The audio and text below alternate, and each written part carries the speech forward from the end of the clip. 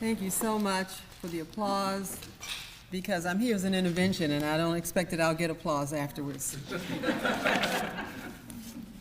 I am Sandra Finley and I'm President and CEO of the League of Black Women. The organization was founded in 1970 for one purpose, and that is to chart, support, research, and advocate for the leadership opportunity for black women in America. And so speaking for the black women in America, which I can do because I'm CEO of the League of Black Women, I want simply to say this thing, and that is we need for you and all of those who you have influence on to quit referring to us as people of color when we done told you we black. All right?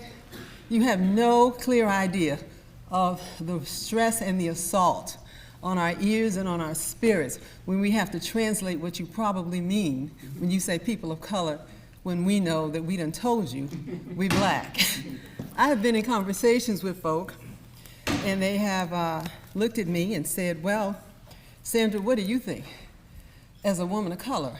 And I said, I done told you I'm black. Yeah, I know. But speaking for people of color, which I cannot do. As a matter of fact, nobody can. Nobody really knows who that is, clearly. I remember the first time it came up in conversation, I was on the phone with a guy talking about something, and he said, blah, blah, blah, people of color. And I asked, what color? And then he started to list the groups that he was actually interested in addressing, and then he got tired. He said, it's just too many. There was too many to be bothered with actually being specific. One of the things that I admire about the LGBTQ mission and movement is the precision of it. When the folk who are part of the community determine to add another letter, you better learn it.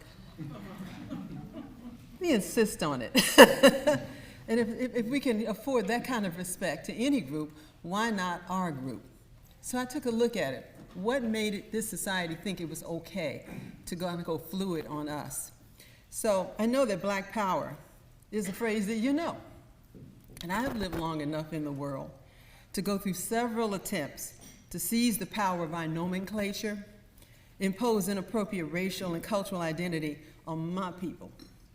When I was born in 1950, generally the conversation around who we might be as a community was colored. Colored. And then as I grew, maybe another 10 years or so, then the effort to say who we were was more specifically Negro. Long emphasis on the long E. All right? And then as I got somewhere into my maturity in my high school years and whatever, then we said, I'm black and I'm proud, and we meant it.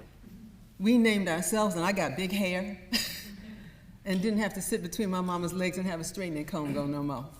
We just let it all happen. Now, I lived most of my adult life with the affirmative title of being a black woman. I knew who I was, the world knew who I was, it worked. And it also spoke about power and community and culture, achievement, ambition, all those things. That's what comes in with the title of black.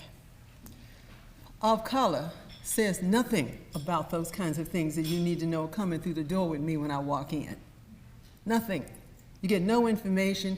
I'm not well represented at all. Just to kind of get ready for this chat, I dug out a copy of my birth certificate. It says here that my name is Sandra Jean Killingsworth, and then I married Eddie, but that's later on. And then it says my parents are Cleve Lee Killingsworth, and it says he's a Negro, right here. And it says that my mama was Lee Ethel Hunter, and that she's a Negro as well. Presumably, they birthed out a Negro baby for the times that we were in. So the self-determination by a people to name itself and then say what that stands for is everything. Is everything. And I need to let you all know, because you all are influencers. You are educators, you are advocates. When you take a position on something, other people listen. So I need for you to hear me say this. If you keep calling my people of color, I'm coming for you. I got your names on a list. I know where to find you. Robin gave it to us. We can find that out. But there are times when communities make evolutions or changes to who they want to be known as. And here's how it looks when it's done right. In December 1988, at a news conference at the Hyatt Regency in Chicago, where 75 leaders of black groups met to discuss a national black agenda, Reverend Jesse Jackson announced that members of their race, our race, preferred to be called African Americans. Now, his rationale for that was that he felt that we needed to be connected to our continent. An African American would do that. And generally, according to this news report, most of the people who were there representing other organizations like mine would have been, thought that was a good idea. It was interesting enough, African American didn't replace black. It simply edified more about it, kind of like your last name, if it comes up. So it'd be Sandra Jean Killingsworth Finley, African American, but black first, under all of that. That would be all of that. But it usually takes a convening of the leadership of the people to determine what's in the best interest of the people. And that didn't happen, to my knowledge. If a meeting happened that said the black people are going to be people of color, I wasn't invited to that meeting at all. And therefore, we're not absolutely clear where it came from.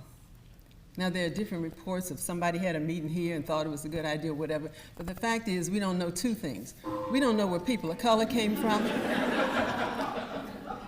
and we don't know exactly where COVID came from. But they're both insidious and messing with folk. So there's been a gong here I was supposed to hear. I simply want you to know you can do better than this. You can be better than this. And you shouldn't put it on us to be comfortable or find a way like wearing a crinoline skirt in an effort to endure the discomfort that it takes for us to have to hear you say, people of color, don't do it anymore. You can do this. Thank you.